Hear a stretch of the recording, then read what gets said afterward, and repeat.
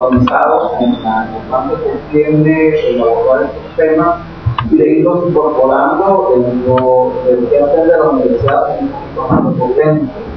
El mismo acuerdo de rectoría plantea que hay una serie de intenciones de varios programas dentro de la universidad, incluyendo el sistema de posgrado, que tiene incluido ya varios programas dentro de las clases académicas, básicamente con esta temática. De tal manera que la actividad de hoy va encaminada básicamente a completar ese esfuerzo y de poder examinar un ángulo de vida diferente. Esta mañana nos acompaña el licenciado José Manuel Vázquez Ríos. Él es un experto en el área y ya lo hemos tenido acá en otro momento y hemos tratado el manejo que él tiene con la experiencia desde hace mucho tiempo. Y va a trabajar básicamente un ángulo de la legislación y que se ha hecho sobre la gestión del ambiente y cómo incide realmente en los procesos de educación superior. Así que, licenciado, le damos realmente nuestro agradecimiento por la invitación y por supuesto a ustedes por haber hecho un espacio pequeño, pero que esto también va a tener un incidente importante en el trabajo que hacemos desde nuestro espacio como organización.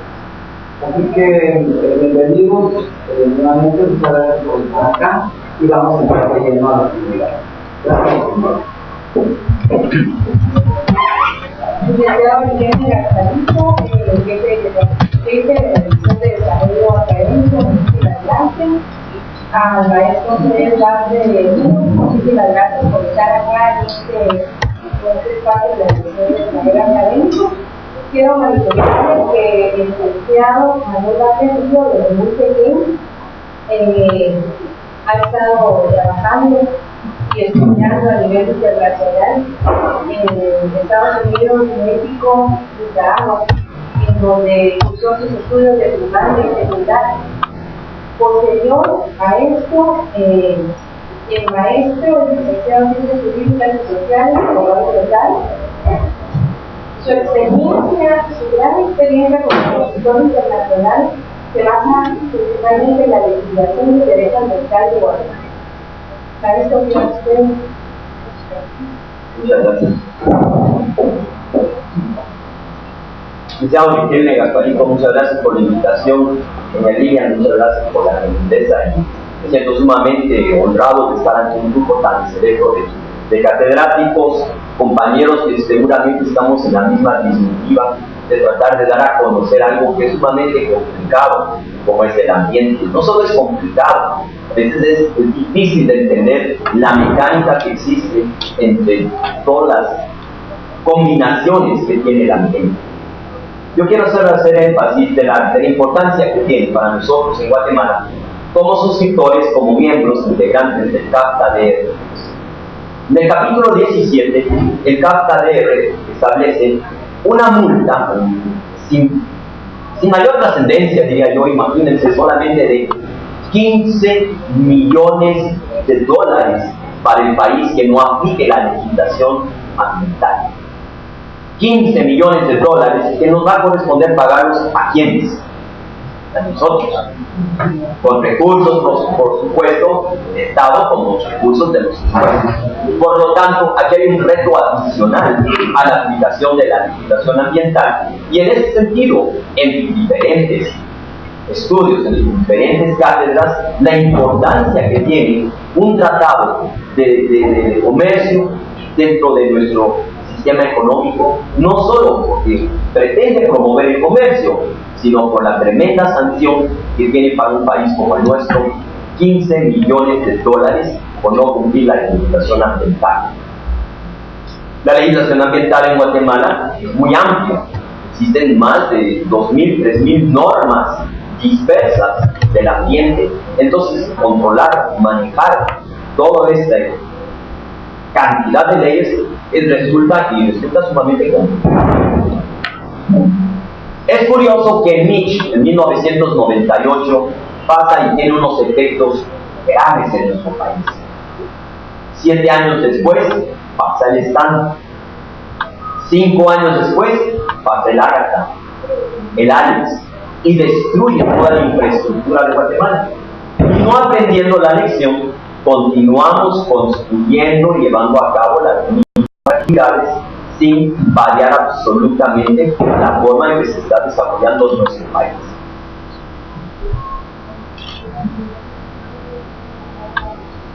El reciclaje, la cantidad de basura, creo que es bastante ilustrativo la presentación de lo que le puede pasar a nuestro planeta. El maltrato a los animales, aquella famosa versículo o aquel famoso dicho de la Biblia, que no hagas a otros si no quieres que te hagan a ti. A mí me gusta aplicarlo a los animales, y maltratamos a los animales con un desprecio. Claro, necesitamos de ellos, nos beneficiamos de ellos, pero ellos también son seres vivos que indiscutiblemente tienen sentimientos. Si no cambiamos el cambio climático, vamos a tener que modificar nuestra forma de vida, y el ser humano va a parar siendo una mutación. Es bien ilustrativo todo esto, y pues indiscutiblemente creo yo que es importante hacer alusión a todos estos aspectos. Yo no les puedo hablar de la legislación ambiental sin entender cuál es precisamente el gran reto, el gran desafío, y quisiera ponerlo de una mejor forma, el gran peligro que está corriendo la humanidad. De una manera más específicamente en nuestro país. Nuestro país ha sido señalado internacionalmente como una de las zonas, uno de los países más vulnerables al cambio climático. Entonces, ¿qué es lo que tenemos que hacer? Claro, pretender que el derecho, pretender que las leyes van a resolver todo, no es una respuesta. Pero en una sociedad el derecho es importante porque empieza a regular actividades desde la educación hasta el desarrollo industrial.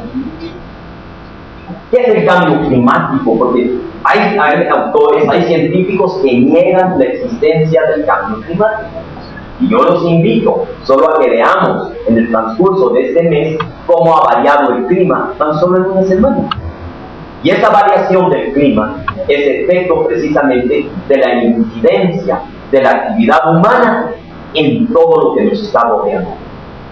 El cambio climático se define como un cambio estable y durable en la distribución de los patrones del clima en periodos de tiempo que van desde décadas hasta millones de años. Vean ustedes, en los últimos 50 años, la Tierra ha sido transformada como jamás en su historia. En todo el tiempo que la Tierra ha evolucionado, jamás ha sido destruido por efectos del hombre como en los últimos 50 años. Los invito a reflexionar solamente con las bombas de Nagasaki y Hiroshima, no solo a la destrucción de la vida humana, la gran contaminación que causó esas dos bombas. Y allí sucesivamente se ha venido desencadenando una serie de efectos que han ido contaminando y perjudicando nuestro ambiente, nuestro entorno, nuestra atmósfera. A veces uno puede saber que se está acercando una población porque desde que empieza a acercarse uno empieza a ver los promontorios de basura alrededor de esta población. Qué tremendo que si uno se fuera acercando al planeta Tierra también se estaría dando cuenta, porque ya el espacio está ya lleno de basura espacial. O sea, el ser humano, no consciente de todo lo que nos está rodeando, no consciente de los efectos que tiene su actividad, estamos no solo contaminando nuestro globo terráqueo, estamos contaminando también el espacio que lo rodea, con una serie de posibilidades. Como ustedes supieron, hace un mes aproximadamente se sabía que iba a caer los restos de un satélite que no se podía precisar ni la cantidad, ni el tamaño, ni el lugar preciso. Pero imagínense, un satélite orbitando como basura alrededor de la Tierra, jalado por la gravedad, choca con la Tierra y puede destruir un colegio, puede destruir una ciudad, sin adicionar la gran contaminación que esto puede causar por bacterias, por virus. Uno no sabe qué puede existir en el espacio exterior. Entonces, el cambio climático, como les digo, hay muchas personas que dicen que no existe, que solamente es un invento. Es más, a los ambientalistas hoy se les está estableciendo, se les quiere aproximar como los guerrilleros del siglo XXI. Y quizás sí, porque estamos peleando una guerra de sobrevivencia, la guerra de sobrevivencia del mismo ser humano, de nuestra misma tierra. Como ustedes lo habrán escuchado, no nos podemos ir a otro planeta. Esta es nuestra casa. No podemos todos tomar nuestras cosas y salir del país, salir de la tierra, salir de nuestro globo y permitiendo con eso apartarnos de todo el efecto que el mismo hombre está causando. Sin embargo, el cambio climático, y debemos insistir mucho, es un efecto antropogénico. Es el resultado de la actividad humana. Esa actividad humana no controlada, no regulada, sin ningún respeto hacia lo que nos rodea y muchas veces con el único afán productivo, con el único afán industrial. Pues cualquiera vendrá a decir, aquí hay un choque entre la industrialización y el desarrollo con el ambiente. Y no necesariamente, porque sí se puede llegar a un desarrollo, sí se puede llegar a una industrialización, pero bajo un manejo adecuado, bajo un manejo apropiado de esa actividad. Y ahí es donde interviene la ley, ahí es donde la ley tiene que empezar a regular ese tipo de actividad. El clima de la Tierra, sí, es cierto, ha cambiado en toda la historia del mundo, es verdad, pero yo los invito a reflexionar con estos cambios que han habido en la Tierra desde hace siglos y el cambio que está surgiendo hoy. La Tierra hoy tiene una población de aproximadamente 600.000 millones de habitantes, una cifra extraordinariamente que no existía antes. Entonces solo imagínense la contribución de una sola persona multiplicada por esta población en la contaminación y en los efectos que estamos generando sobre nuestro ambiente y específicamente sobre nuestros globos terráqueos. Desde 2011 se ha detectado que ese año ha sido el noveno año más caliente de la Tierra desde 1880. La Tierra sigue incrementando el calor, sigue incrementando el efecto invernadero, sigue incrementándose toda esta situación donde la Tierra ya no tiene la capacidad de manejar el calor que la está rodeando, y eso tiene una implicación severa sobre el cambio climático.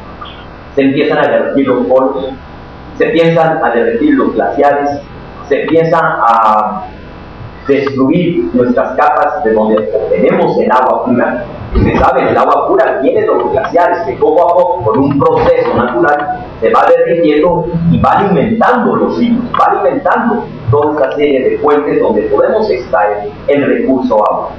Pero con la medida o al ritmo que están desintegrando esos glaciares y esos polos, el agua está subiendo y se percibe que puede llegar hasta subir a 70 metros sobre el nivel del mar.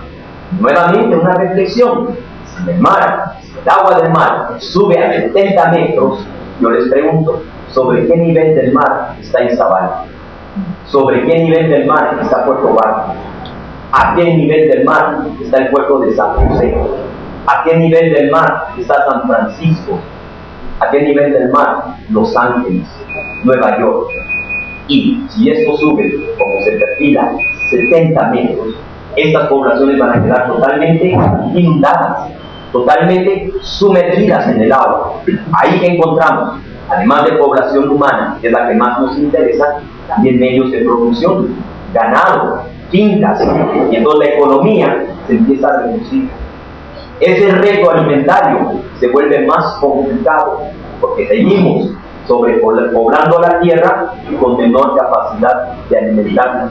Entonces el primer efecto de aumento del nivel del mar ya se dio, ya está presente, y algunos científicos aún niegan la existencia del cambio climático. Vean ustedes, aquí les hice una lista de las ciudades a nivel del mar: Japón, Tokio; Dhaka, Bangladesh; Tampa Bay y San Petersburgo en Florida, Osaka, Japón, Nueva Orleans, que ya tuvo su historia, Nueva Orleans ya tuvo el efecto de Katrina, Singapur, Bombay, Nueva York, Venecia, Miami, y a lo que nosotros más nos interesa, Izabal, 0.67 metros sobre el nivel del mar, Puerto Barrios, 1.65 sobre el nivel del mar en el Estón, Morales, 4.0 y Los Amates, 77. Todas estas ciudades nuestras, donde tenemos conciudadanos guatemaltecos, poblaciones guatemaltecas, economía guatemalteca, se va a ver sumergida por este aumento del nivel del mar.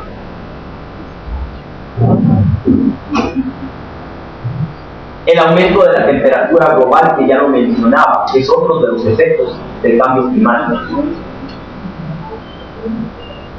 Los océanos se están calentando. Y entonces, ¿qué ocurre cuando empieza a calentarse el océano? Las especies que sobreabundan empiezan a mutarse, empiezan a desaparecer y se produce un desequilibrio en la cadena alimenticia.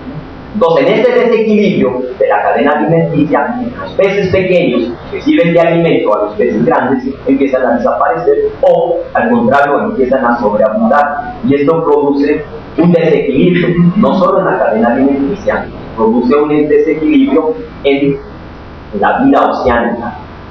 Se ha detectado que hay partes del mundo donde no se puede meter al mar en ciertas épocas del año por la sobreabundancia de la medusa. La sobreabundancia de la medusa es porque las otras especies que se alimentan de ella no se están alimentando de ella. Está sobreabundando la medusa y en épocas determinadas uno no se puede introducir al mar por la irritación o incluso la muerte que puede causar este tipo de especies. Las placas de hielo disminuyen. Las placas de Groenlandia y de la Antártida están disminuyéndose en masa.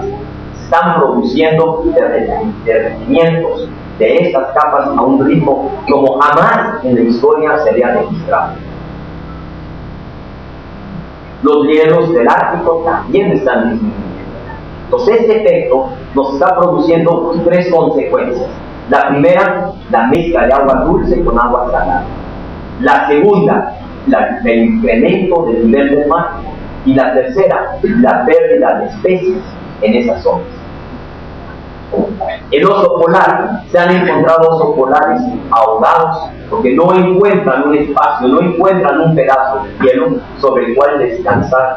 Las crías se están muriendo de hambre. Entonces el oso polar está desapareciendo. Es una de las especies en vías de extinción y protegidas a través de muchísimos tratados internacionales.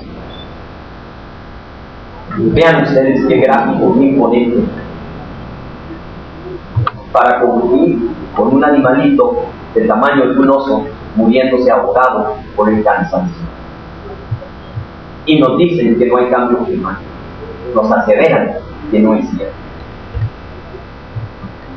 El retroceso de los glaciares. Pueden ver este cuadro comparativo de 1940, 1982, 1996 hasta llegar al año 2005 en Bolivia. Desapareció esa franja de hielo que lógicamente bajo un derretimiento normal pausado, digamos controlado por la naturaleza, suministraba suficiente agua. Ahora no solo ya no hay suficiente agua, sino que eso va a cambiar notablemente todo ese hábitat. Imagínense que en los Andes se ha detectado el mosquito, el zancudo, que produce paludismo, cuando eso es únicamente de los trópicos. Otra prueba contundente de que el cambio climático ya nos llegó, está encima de nosotros. Los eventos meteorológicos extremos, aquellas tormentas, aquellos huracanes, aquellos tifones que como jamás se habían dado en la historia de la Tierra. Los terremotos, ¿qué tienen que ver los terremotos? Pues no se sabe, no se está seguro, pero se cree que el incremento del calor está produciendo esta necesidad de la Tierra de expandirse. Se está creando precisamente cinturón volcánico, muchas más erupciones. Lógicamente, como ustedes saben, una erupción volcánica produce siempre un movimiento sísmico. Pues tenemos una serie de eventos meteorológicos extremos. Acidificación de los océanos. Los océanos cada vez se están presentando con más ácido. Eso no solo está destruyendo la fauna marina, sino que también la flora. No es solamente la flora. El principal coral de arrecife, ubicado en Australia, se está dañando y en lugar de ser rojo, se está convirtiendo en blanco. Está perdiendo precisamente por la acidificación sus características. ¿Y qué sobreabunda en un coral? Vida. Vida que sirve de alimento a otra vida, y al final de cuentas sirve de alimento para el ser humano. Desde luego, aquí viene precisamente con lo que yo empezaba a comentar. Guatemala no es el país que más aporta, ni siquiera Guatemala aporta un significativo 10% al calentamiento global. Toda la región centroamericana produce escasamente alrededor de un 5% de los gases de efecto invernadero. Sin embargo, somos de las regiones que más nos vemos afectados por este cambio climático. Entonces, todo esto nos incide a que tenemos que hacer algo. Tenemos que de alguna manera, si no podemos controlar actividades de los otros países, por lo menos debemos tratar de controlar nuestras actividades internas. Reducir esa contaminación, reducir ese perjuicio, reducir ese daño ambiental de una forma lo más controlado posible. Y empieza nuevamente que los países ricos van a sufrir menos que los países pobres. Guatemala, desafortunadamente, no es un país pobre. Guatemala es un país en pobreza. Y esto lo hemos dicho siempre. Guatemala cuenta con recursos abundantes.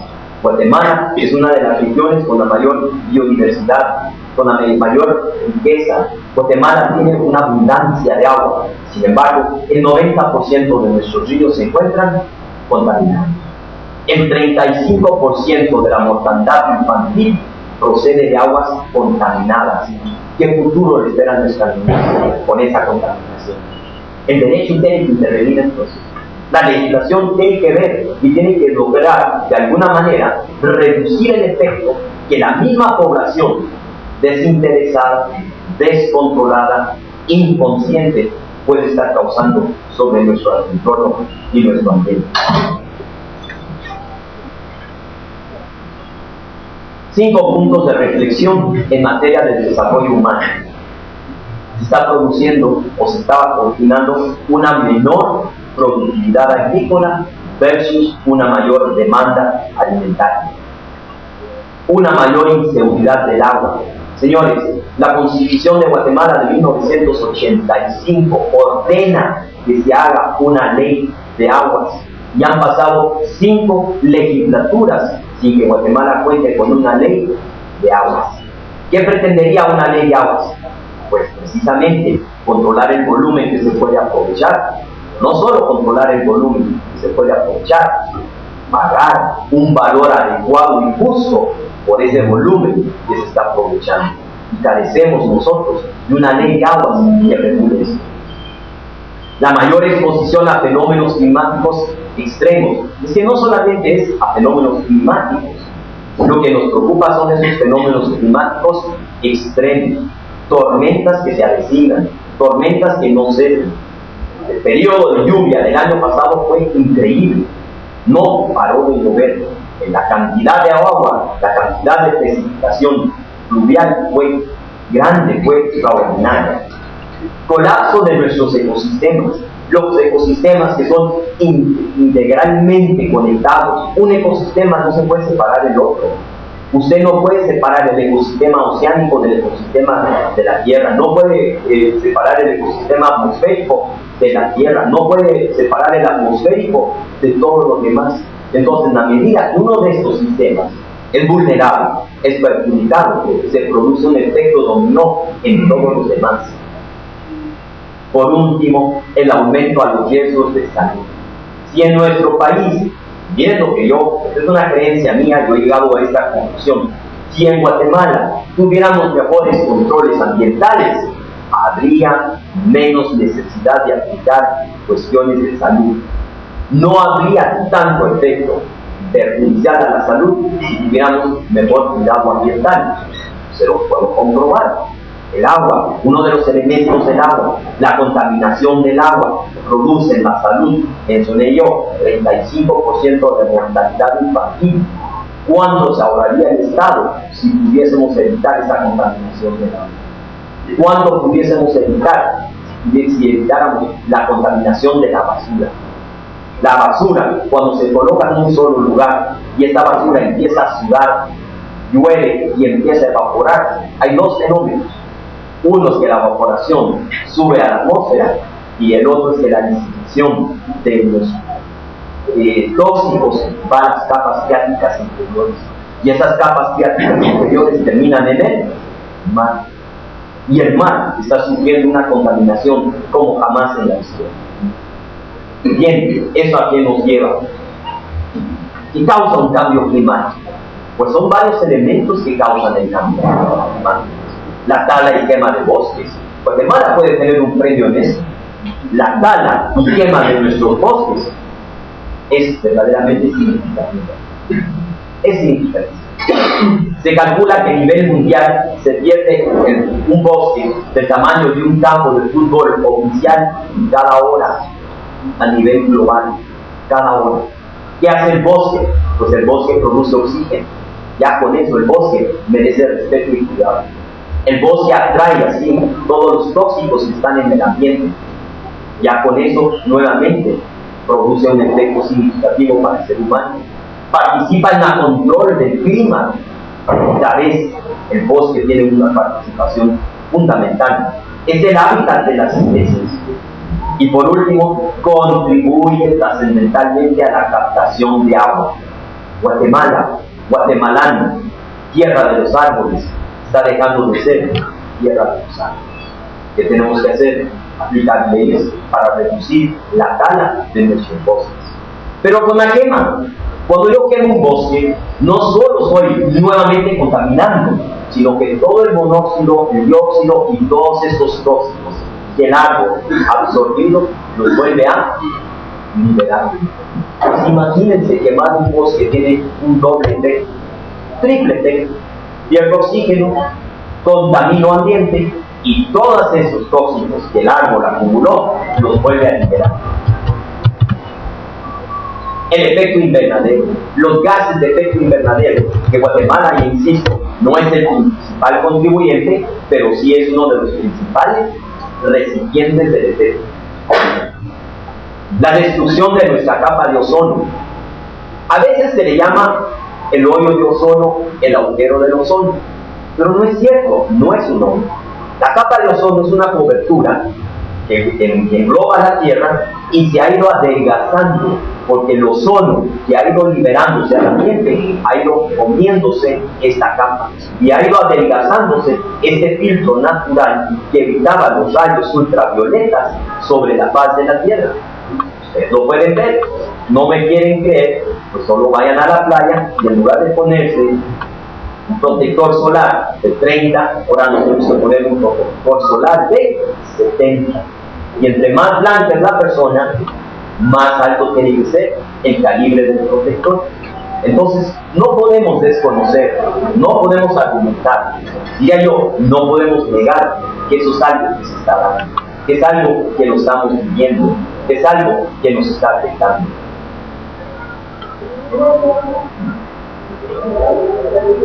Entonces, tenemos que recurrir a un marco jurídico, a una forma de ley, a una forma en que de alguna manera el ser humano se proteja de sus propias actividades. Podríamos establecer que en Guatemala la historia ambiental, el derecho ambiental, pues es relativamente reciente. Desde siempre ha habido en Guatemala normativas de tipo forestales, han habido normativas de origen y de otras ramas del derecho o de otros de los, digamos, vectores o de otras de las actividades del ser humano. Pero no es hasta 1985 que la Constitución de Guatemala por primera vez incluye el tema ambiental. Y en el artículo 97 establece que es un derecho de todo guatemalteco, de todo habitante, gozar de un ambiente sano.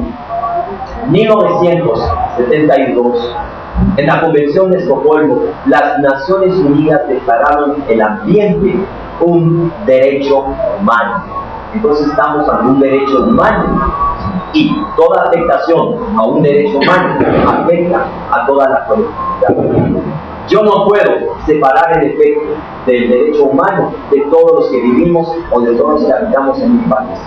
Con mayor razón cuando hablamos de ambiente. De tal forma que la Constitución por primera vez se introduce en Guatemala de una manera organizada, de una manera dedicada el tema ambiental. 1985. En 1986 surge la primera ley ambiental de nuestro país como tal. Insisto, ya teníamos leyes forestales, teníamos áreas declaradas de reserva forestal, teníamos áreas declaradas de interés forestal, pero una ley ambiental que regulara de una manera organizada la actividad ambiental y la participación del ser humano no se nos había dado. Vean ustedes el artículo 4 de la Ley de Protección y Mejoramiento del Medio Ambiente. Establece que la descarga y emisión de contaminantes que afecten a los sistemas y a los elementos indicados en el artículo, número está equivocado, es el artículo 13 de esta ley, deben sujetarse a las normas y ajustables a la misma y a su reglamento. ¿Qué quiere decir esto? Que yo ya no tengo la libertad de emitir, de liberar cualquier tipo de contaminante, sea de tipo gaseoso, sea de tipo sólido, sea de tipo líquido, que pueda perjudicar a nuestro ambiente.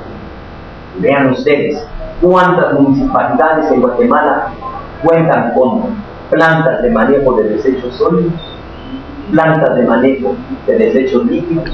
¿Y a dónde va a dar todo eso? Afectar nuestro ambiente. Si afecta a nuestro ambiente, afectar nuestra salud.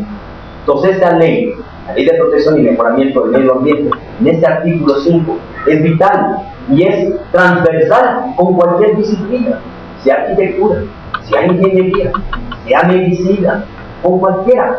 ¿Por qué? Porque estamos hablando de las descargas que se pueden liberar a cualquiera de estas actividades. Es increíble la cantidad de desechos hospitalarios que se pueden producir. Hay un reglamento, imagínense, a nivel de reglamento, un reglamento del manejo de desechos hospitalarios, pero no tenemos un centro de acopio de desechos hospitalarios. Y en un desecho hospitalario se puede ir cualquier cantidad de contaminantes y cualquier cantidad de enfermedades que después son liberadas al... El artículo 7. Los países se dieron cuenta, y para eso crearon un convenio internacional que prohibía el traslado en buques, transporte aéreo, transporte terrestre, de cualquier cantidad de desechos, tales como excrementos humanos, basuras, cloacas. Y cuando dije, imaginen una cloaca, diría uno, ¿qué va a tener desechos cloacales? Pues por si acaso, porque no habrá quien, o dejará haber quien pretenda vendernos estos desechos como posibles fertilizantes, posibles insumos, y entonces a través de un convenio internacional se reguló eso. Pero antes de que el convenio internacional fuera reconocido por Guatemala, ya nosotros teníamos este artículo 7. Entonces en Guatemala no podemos introducir por ninguna vía ningún desecho de esta naturaleza. Igualmente, eso tiene que ver con actividades comerciales, actividades industriales, actividades de toda naturaleza. Entonces, vean, a través de la cátedra universitaria, a través de la docencia de las diferentes ramas y disciplinas, tenemos que velar por la aplicación de estas normas. El artículo 8 es de los artículos más trascendentales, más importantes y más históricos del derecho y del derecho ambiental. Este artículo establece la obligación, sin excusa alguna, de presentar en forma previa, antes de llevar a cabo cualquier proyecto, cualquier industria, cualquier obra o cualquier actividad actividad? Un estudio de impacto ambiental. ¿Qué pretende un estudio de impacto ambiental? Pues pretende evitar que se lleve a cabo una actividad. No es eso. Un estudio de impacto ambiental lo que busca es minimizar el efecto negativo, minimizar el daño que puede generar esa actividad, esa obra o esa industria. Y este es un artículo obligatorio. Sin embargo, ustedes pueden ver cómo en nuestro país se desarrollan obras, no solo obras industriales, obras del Estado. Y por eso al principio les mencioné el Mitch, el Tan, el Ágata. ¿Cómo es posible que estas tormentas hagan un daño tan profundo en nuestra infraestructura? Una sola explicación. No se hizo un estudio previo si donde se están haciendo estas cosas es el lugar más adecuado. Invito a la reflexión. El aeropuerto internacional La Aurora, que nos costó remodelarlo millones y millones de dólares. La pregunta es, ¿no era más conveniente sacarlo de la ciudad? ¿No era más por razones de seguridad sacarlo de la ciudad? Pero cuenta con un estudio de impacto ambiental. La pregunta es, ¿qué tan bien elaborado? ¿Qué tan consciente es ese estudio de impacto ambiental? Porque yo estoy seguro que un peligro del tamaño de un avión cargado de gasolina puede causar efectos desastrosos en una ciudad. De hecho, avionetas han caído despegando del aeropuerto. Gracias a Dios, avionetas pequeñas, y una de estas cayó en un colegio que, bendito Dios, no había ese día o no habían empezado las clases. Pero imagínense un avión de estos gigantes cargados de gasolina que no logra despegar lo suficiente y cae. Se calcula que el avión que despega no logra tomar altura y cae en el centro cívico. El IX, la Corte Suprema, Rentas, Banco de Guatemala, el INGUAT, el INTECAP y la municipalidad desaparecerían por un incendio de esta nación. Entonces, este estudio de impacto ambiental es regulatorio y lo tenemos que conocer cuando impartimos una cátedra de ingeniería, cuando impartimos una cátedra de administración de empresas, cuando impartimos una cátedra incluso de medicina. Cualquier cátedra, en cualquier actividad del hombre, tiene que estar presente la obligatoriedad de presentar un estudio de impacto ambiental y de manera previa, porque ya posterior, ¿para qué? Es de manera previa. Y sin embargo, esta norma no está siendo aplicada con toda su rigidez. Claro, hay deficiencias en la aplicación por parte de las instituciones estatales por falta de recursos y por la misma falta de apoyo de los organismos del Estado. Ahora cualquiera dirá, ¿pero qué es el ambiente? ¿Cómo se integra nuestro ambiente? Bueno, la misma ley establece que integra nuestro ambiente. Porque antes de esta ley hablábamos del ambiente como algo que ya contaríamos, como algo que ya estaba predeterminado, pero no teníamos una seguridad. Y ustedes verán en esta clasificación cualquier o las posibles cátedras, disciplinas, carreras involucradas. Por ejemplo, el artículo 3 establece como parte vital del ambiente los sistemas atmosféricos, todo lo que tiene que ver con el aire. El sistema hídrico, todo lo que tiene que ver con el agua. No pensemos solamente en los ríos. También el agua es producida por la lluvia. También el agua es producida por la neblina.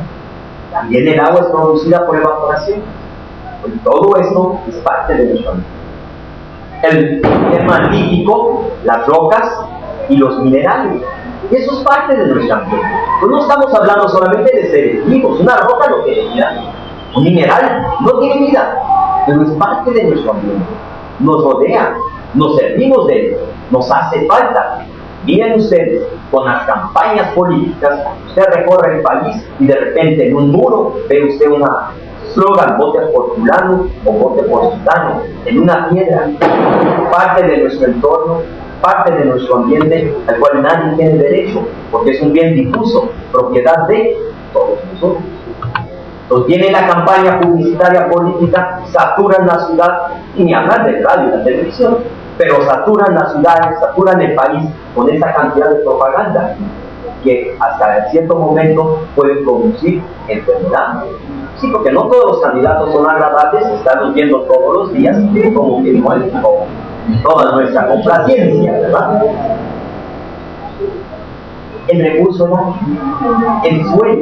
el suelo también se vulnera, el suelo también se perturba, el suelo también, por una falta de control, por una falta de manejo de fertilizantes, de una inadecuada construcción, de un inadecuado uso de sistemas de construcciones. Vean ustedes, el terremoto de Chile fue superior al terremoto de superior. El terremoto de Chile desajustó la órbita de la Tierra unos cuantos grados. Sin embargo, en Chile murieron, tan solo, gracias a Dios, 500 personas. Terremoto de Haití, mucho menos fuerte. Se calcula que murieron de 1 millón a más seres humanos. ¿Cuál fue la diferencia? Que en Chile han aprendido la lección y han inventado mecanismos de construcción sísmica. En Haití no. Por ahí yo les pregunto, ¿de mala construimos con elementos antisísmicos? ¿Está preparada la ciudad de Guatemala para otro terremoto 1976? Pues vean, el ambiente no solamente estamos hablando, como mucha gente cree, de las especies, de los pajaritos, de los arbalitos, de las lagartijas, de las iguanas. Estamos hablando de la propia preservación de algo más importante, la vida humana, que se ve afectada, que se ve golpeada, se ve precisamente por esta falta de interés. ¿Y de dónde salen los diputados? ¿Y de dónde salen los gobernantes? ¿Y de dónde salen los jefes y los funcionarios públicos? De universidades.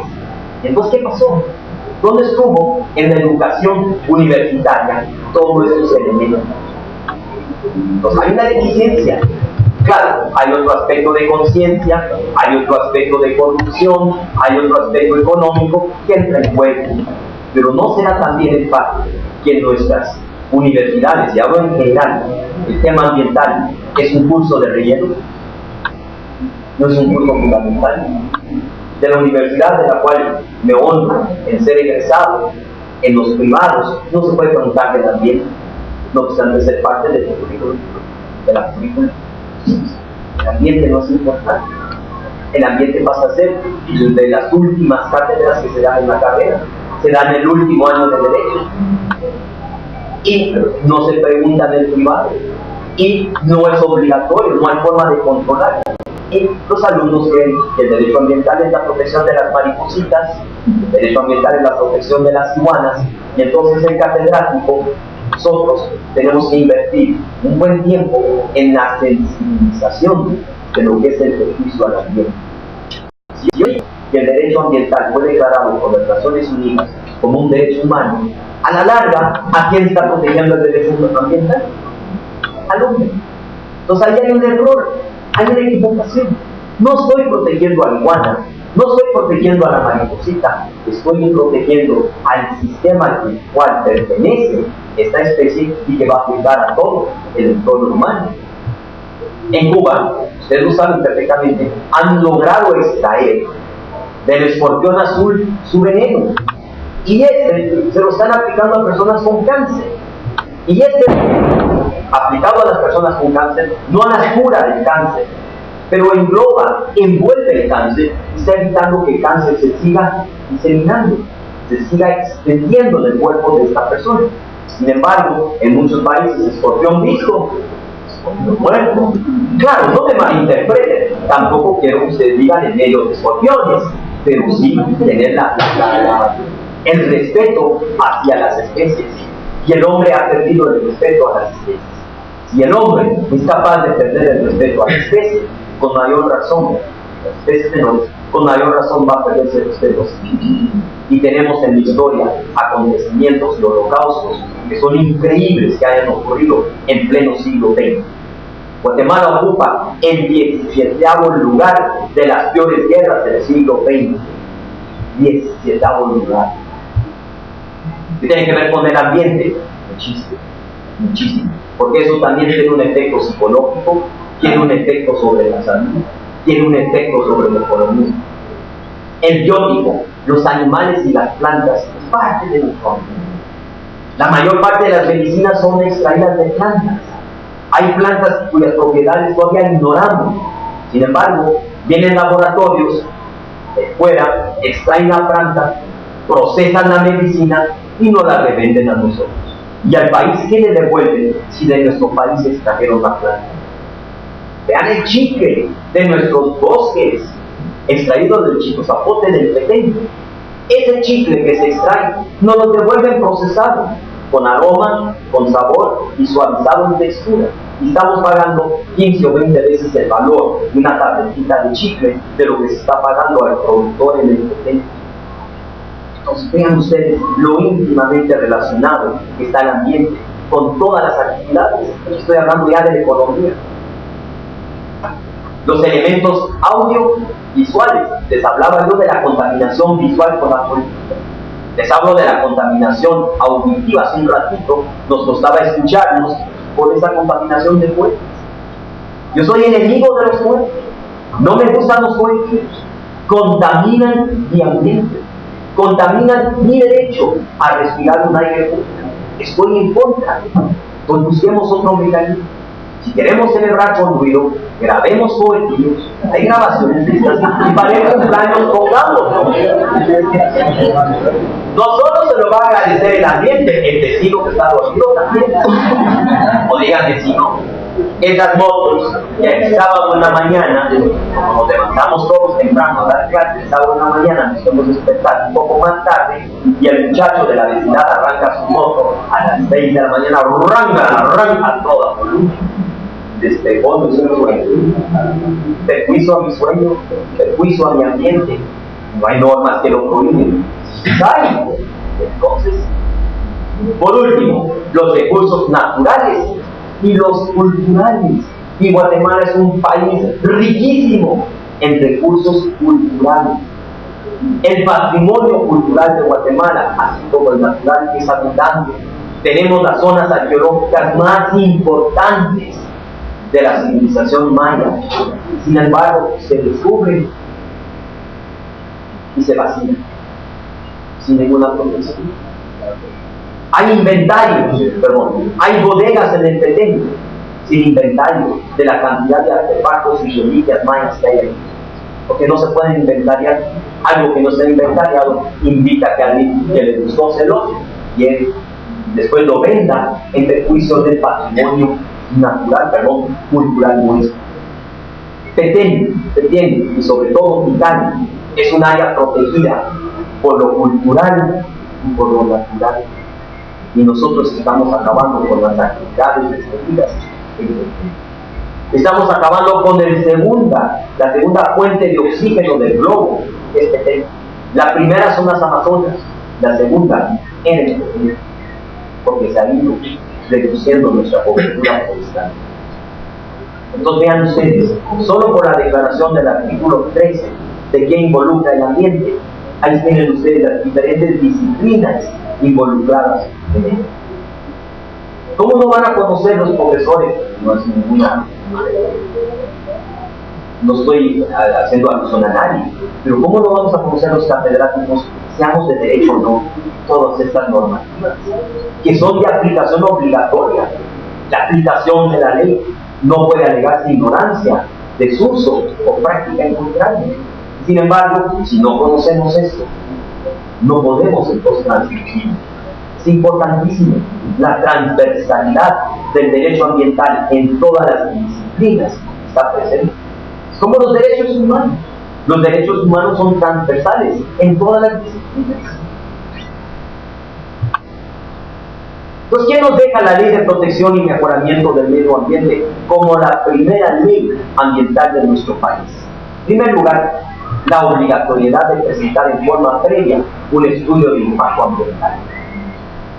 En segundo lugar, nos determina por primera vez, jurídicamente hablando, cuáles son los elementos que integran el ambiente, cuáles son sistemas que pertenecen al ambiente.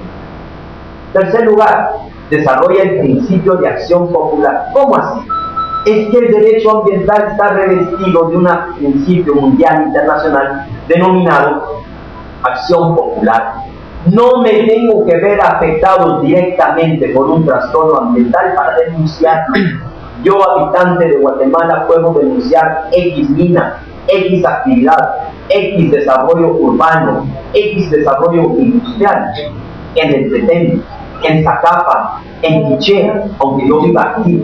¿Por qué? Porque el derecho ambiental me reviste de esa acción popular, porque el ambiente nos pertenece a todos y nos afecta a todos. Entonces, la ley de protección y mejoramiento del medio ambiente por primera vez en Guatemala introduce jurídicamente y estableciendo claramente este principio de acción popular para denunciar ante las autoridades cualquier afectación, cualquier transgresión, cualquier vulneración a mi ambiente, a su ambiente. Sin embargo, a veces no sabemos ante quién podemos presentar esa denuncia. Y ahí viene otra parte de la legislación. Crea la primera entidad rectora del ambiente. No teníamos una entidad rectora del ambiente y se crea la Comisión Nacional del Medio Ambiente. Posteriormente, esta desaparece y es sustituida por el Ministerio del Ambiente y de los Recursos Naturales. Miren, hay personas que aplican la ley que desconocen y todavía hacen referencia al CONAMA. Cuando el CONAMA desapareció y es sustituido por el Ministerio del Ambiente y de los Recursos Naturales. Desconocimiento de la legislación ambiental, desconocimiento de las entidades que forman parte del Estado, del sector público. Prohíbe la producción de sustancias peligrosas en combinación con el Tratado de Basilea. Ese convenio internacional de Basilea, antes de que Guatemala lo ratificara y se convirtiera en una ley, ya Guatemala en el artículo 7 que mencioné al inicio, ya lo tenía contemplado. Y es que aquí viene otro tema. Si el ambiente es un derecho ambiental, todos los tratados en materia de derecho humano, si el ambiente es un derecho humano, todos los tratados en materia de derechos humanos tienen prioridad sobre el derecho interno.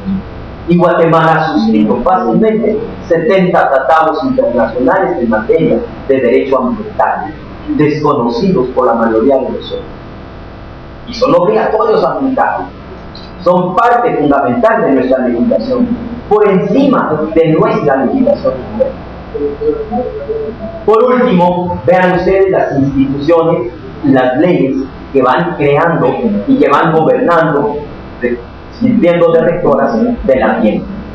El Ministerio del Ambiente y de los Recursos Naturales, creado por CONAMA por el decreto 68-86 y posteriormente modificado por el decreto 90-2000.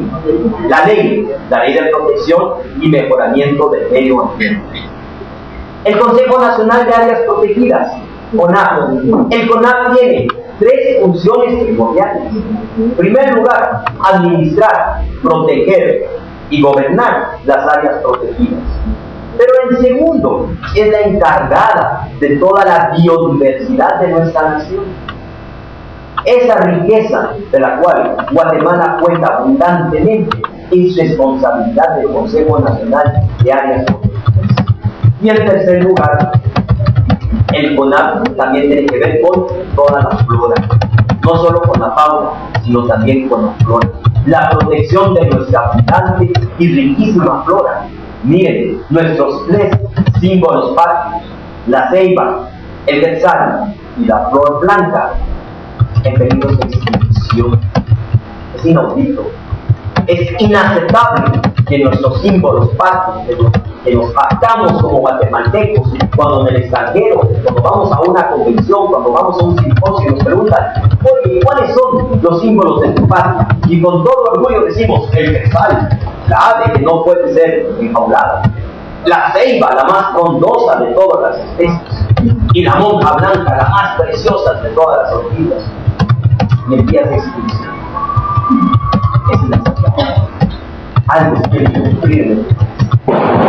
El Instituto Nacional de Bosques, el INAH, creado por el decreto 101-96, la ley forestal, que algunos, es más, se acaba de sacar un premio como a la mejor ley. Y yo la considero de las leyes más perniciosas de Guatemala, porque esa ley facilita y permite la tala de plantaciones sin la responsabilidad alguna de reponer. Esta ley divide en dos nuestros bosques: bosque natural versus plantación. Con el bosque natural tiene la obligación de reforestar, con la plantación no. Bueno, dirá cualquiera, si yo sembré la plantación, me pertenece. Con todo derecho, la plantación es suya. Con todo derecho, la madera es suya. Pero en los servicios ambientales que produce el bosque, la plantación, el oxígeno, el hábitat, el control del clima, la captación de agua, le pertenece a usted, ¿no? Sin embargo, esta ley forestal permite que cualquier persona que tenga una plantación la talle sin ninguna responsabilidad. No nos asombremos cuando Guatemala está perdiendo su cobertura forestal por leyes que no son beneficiosas. ¿Por qué no se cambia aquí? Yo lo he intentado. Porque venir y hablar y no hacer un esfuerzo no tiene ningún sentido. Yo he hablado con diputados. Yo les he propuesto que me den una oportunidad para demostrarles con una presentación lo grave que es la ley forestal. Y la primera pregunta que me hacen es: ¿y eso va a afectar al sector económico de Guatemala? Sí. Ahí me comunico con ustedes. Y nuestros bosques perdemos. Esto no es izquierdismo, esto no es comunismo, esto es sobrevivencia del ser humano. Yo quiero que mis hijos tengan un nivel de vida y un hábitat adecuado a su calidad de ser humano, a su calidad de guatemalteco. Y eso lo estamos viendo. La ley de pesca y acuicultura, cuyo reciente rector es el Mara. La ley de minería, que hay mucho que hablar de la ley de minería. ¿Cómo es posible que nos extraen todos los materiales y todos los elementos minerales de nuestro país, retribuyéndonos un 1%? 0,5 para el Estado por ciento y 0,5 para la municipalidad de donde se extrae.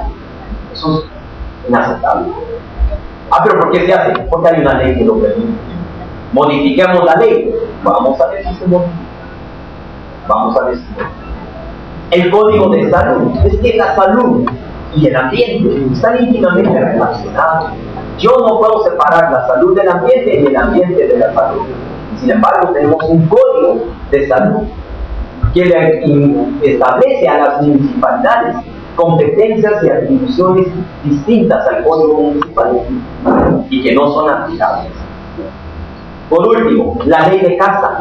La ley de caza está bajo la competencia del CONAC. A mí se me escapó por el año, pero la ley de caza, el ente rector es el CONAC.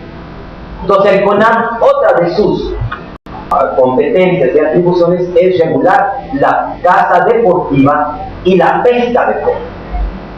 Y en Guatemala se practica pesca deportiva, señores, se practica. Y se practica la caza, pues sí hay gente que practica la caza.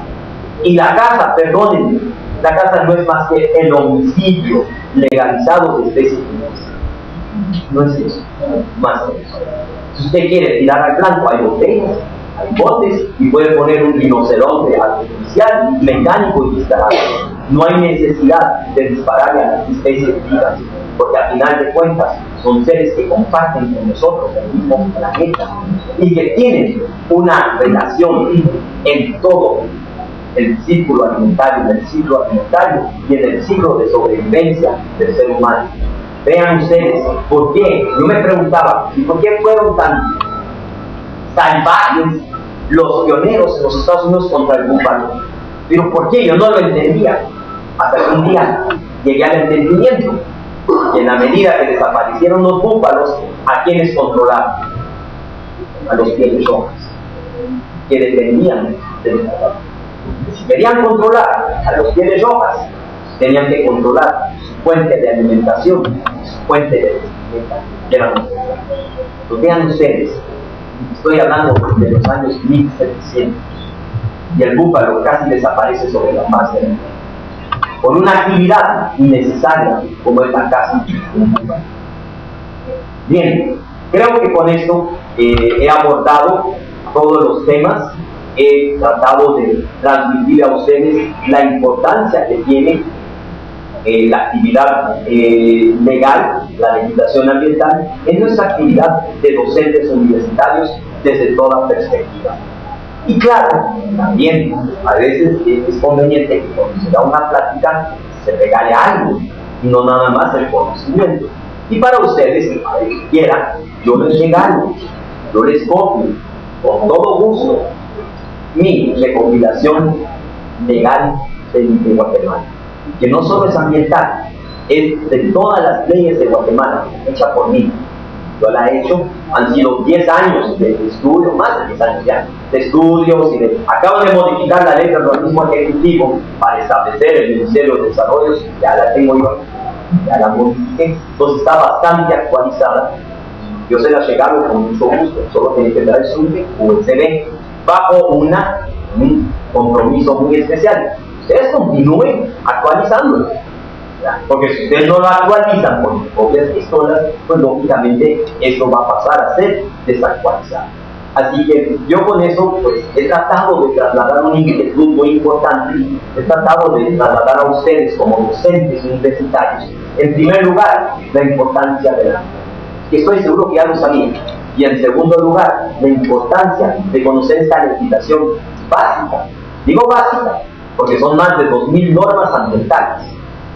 Todas esas yo se las comparto, pero están distribuidas en diferentes leyes, en diferentes códigos y en diferentes reglamentos. Pero van a tener ustedes casi todas las leyes y reglamentos que puedan utilizar para sus clases. Y por supuesto, estoy a la disposición, estoy a las órdenes para cualquier aclaración o para cualquier necesidad que puedan tener en esta carta. Muchas gracias.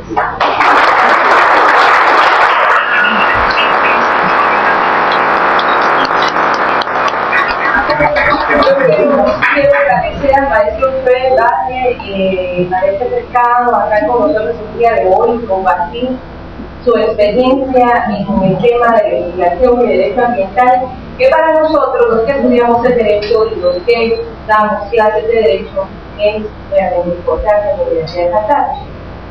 Queremos también llegar a un momento muy oportuno de preguntas de parte de ustedes para el maestro, y quisiera que usted nos pudiera responder las inquietudes que tengan.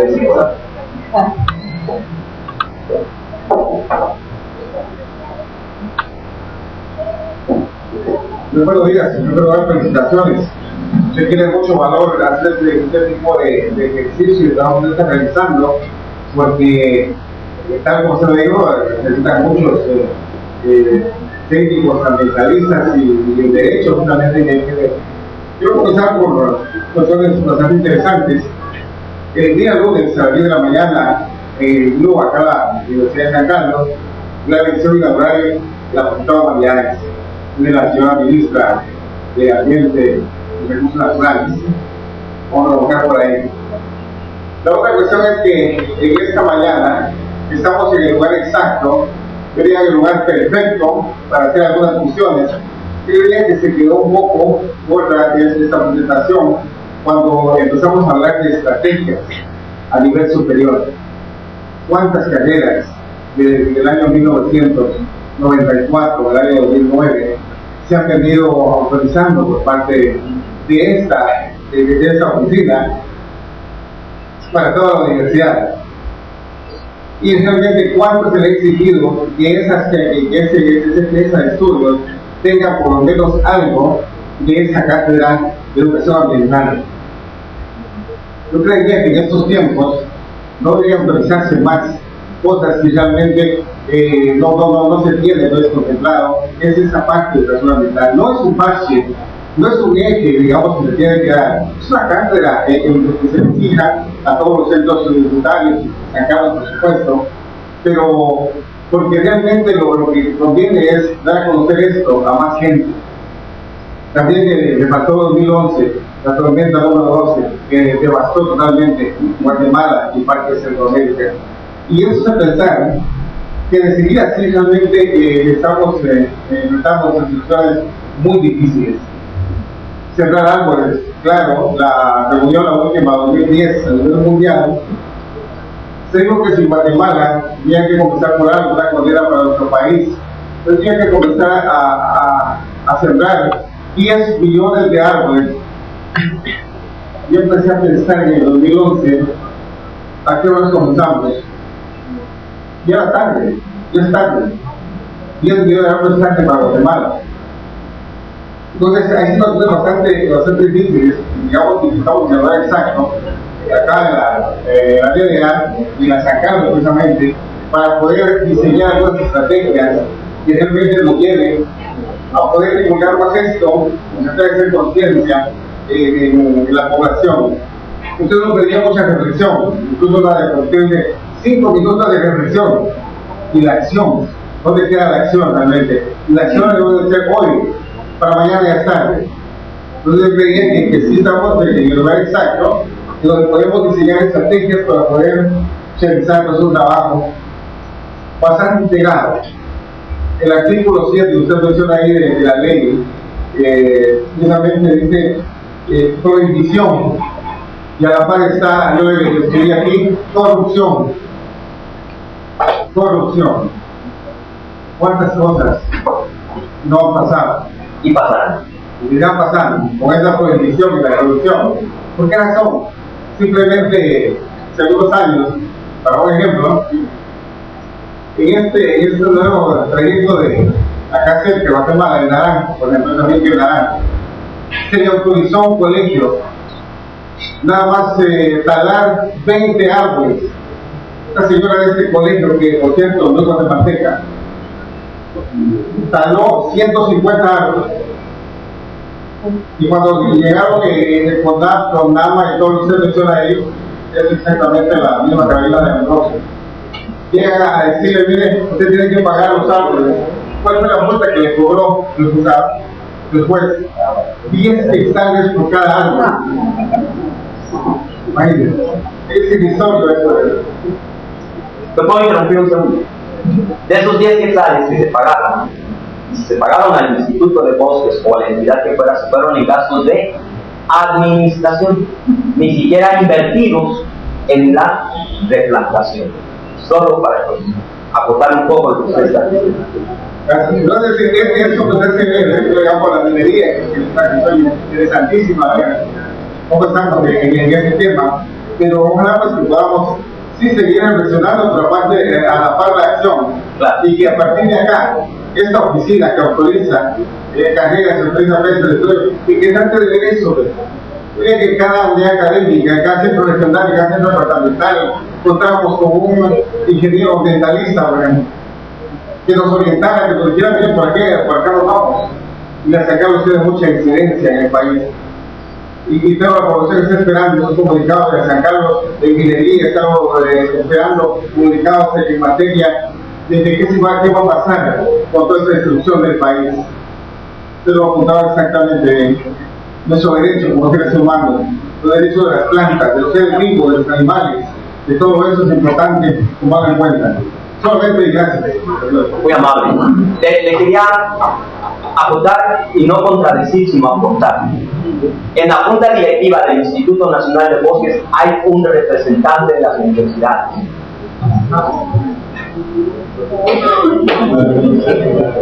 Ya con eso, lo digo todo. Ya lo digo, ahorita voy. Ya lo digo. Entonces, ¿qué está ocurriendo? Usted dice que es la acción.